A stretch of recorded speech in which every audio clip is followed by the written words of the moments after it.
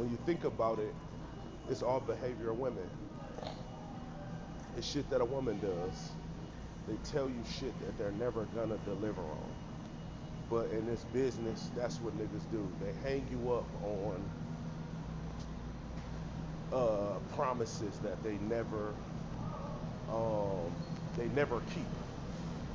You know, women do the same shit. They tell you shit, and then they never deliver on that shit.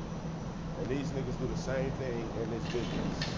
They tell you a bunch of shit that they're never gonna deliver on, ever.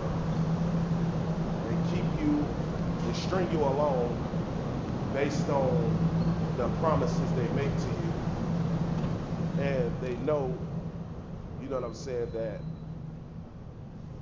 you hanging on to that shit, and that's how they hook you with promises and uh, telling you they're gonna do shit that they have no intention of doing, but just because they know you're vulnerable, they exploit that shit.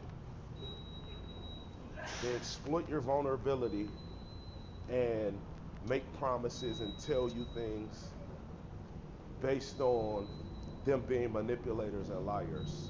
They have no intention on actually doing none of that shit, but you can't see it because you're vulnerable. You know what I'm saying? Like, to them it may seem like weakness. Vulnerability and weakness ain't the same thing, but it's I would say vulnerability is a state of weakness, but it's not weak in general. You know what I'm saying? It's not, you're not a weak person if you're vulnerable. It's just a state of weakness, a weaker state. You know, strong people can be vulnerable sometimes, but it doesn't mean you're weak being vulnerable. But you have to be aware that there's people who plot on your vulnerability.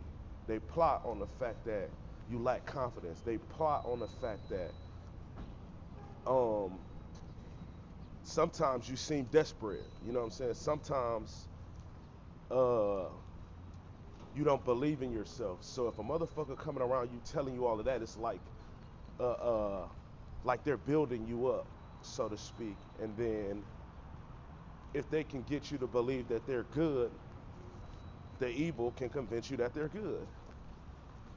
I said what I said. So that's Lord shit.